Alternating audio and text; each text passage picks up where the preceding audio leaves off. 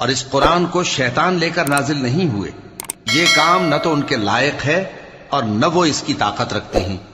वो तो आसमानी बातों के सुनने के मकामात से अलग कर दिए गए हैं।